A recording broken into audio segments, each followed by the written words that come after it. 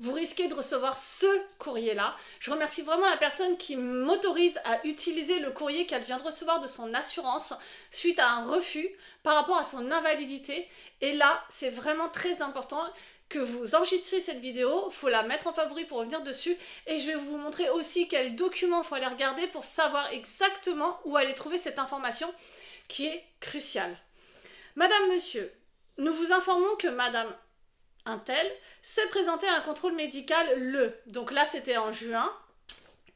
Le contrat d'assurance auquel elle a adhéré définit la garantie incapacité temporaire totale comme l'incapacité reconnue médicalement d'exercer une activité quelconque, écoutez bien, une activité quelconque, professionnelle ou non, même à temps partiel, à la suite d'un accident ou d'une maladie.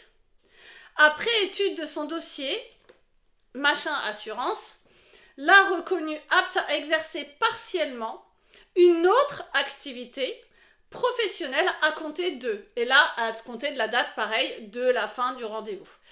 Par conséquent, machin assurance ne peut poursuivre la prise en charge des échéances du prêt cité en objet au-delà du telle date, c'était la veille du jour du médecin, mais ils le disent de toute façon, veille de la date de visite médicale sous réserve de la présentation des pièces justificatives prévues par le contrat jusqu'à cette date. Nous vous rappelons cependant que les pièces justificatives administratives des organismes de protection sociale, sécurité sociale et MSA par exemple, ne sont pas suffisantes pour justifier d'une incapacité temporaire totale au sens du contrat.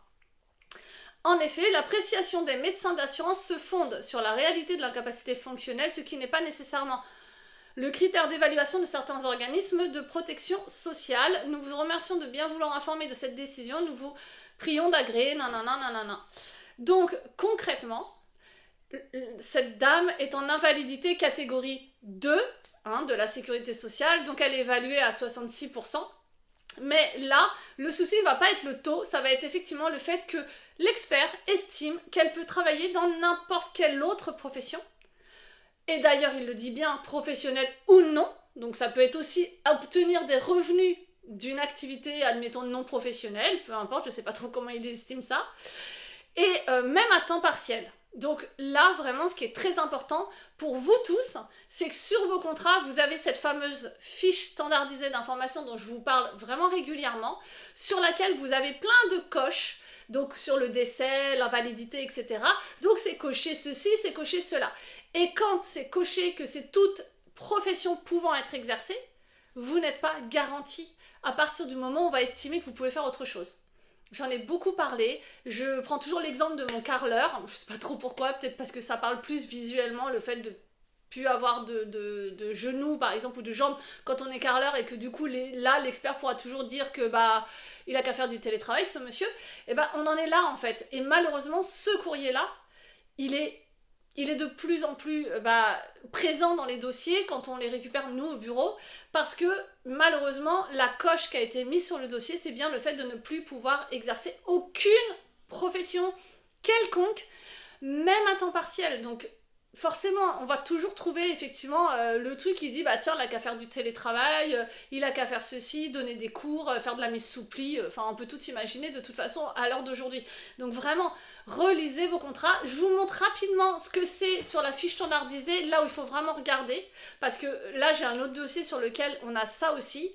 Donc cette personne-là du dossier n'est pas en invalidité, mais c'est quelque chose que je préfère alerter pour la faire changer. Il y a deux choses sur la fiche standardisée là que je peux vous montrer. Donc il y a effectivement ça qui est une catastrophe toute activité, et le fait que toutes ces garanties s'arrêtent à 65 ans. Donc vu que son prêt va jusqu'à 73, c'est un petit peu dommage, c'est-à-dire qu'il n'y aura plus d'assurance hormis juste le décès pour la fin du prêt. Donc voilà, c'est pas parce qu'à 65 ans, on a 65 ans qu'on s'arrête de travailler pour la plupart, et quand bien même, il y a d'autres garanties comme la perte totale et irréversible d'autonomie qui doit rester sur le contrat. Donc je sais encore une fois, mes vidéos sont longues, et oui, je le sais, j'en suis consciente, je n'arrive pas à faire plus court parce que il faut que je vous montre. Donc voilà, n'hésitez pas à vous abonner, je vous montre ça tout de suite.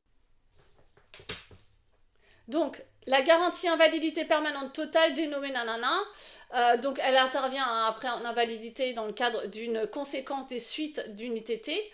Toute activité pouvant être procurée ce qu'il aurait fallu avoir, c'est bien strictement son activité professionnelle. C'est ça qu'il faut que vous ayez coché sur vos contrats, mais vraiment ça. Et vous voyez, ça dit bien que là, dans notre contrat, la garantie d'invalidité cesse à partir de 65 ans. Non mais vraiment, relisez vos pièces, je vous assure, cette fiche standardisée d'information, vous l'avez tous, c'est transmis dès qu'on vous fait un devis, dès qu'on vous propose quelque chose, que ce soit les banquiers, les assureurs, les courtiers, ces fiches sont obligatoires, elles doivent vous être remises. Vraiment, relisez vos documents et changez vos contrats. Vraiment, changez-les en fait. Il n'y a pas de débat, c'est changez-les. Et même si vous imaginez qu'il vous arrivera rien dans la vie, vraiment, je vous le souhaite à tous. Mais au moins que vous soyez correctement assurés s'il se passe quelque chose et qu'on ne vienne pas évaluer que bon, on n'a qu'à faire autre chose parce que bah voilà, on trouvera toujours aujourd'hui hein, avec la digitalisation, avec les ordinateurs et tout ce qu'on veut, on peut tous changer de métier entre guillemets et se dire bon bah voilà, je peux rester chez moi et faire du télétravail. Non, si vous avez une profession, vous devez être évalué en fonction de cette profession. C'est très important, vraiment. Je vous souhaite une bonne journée.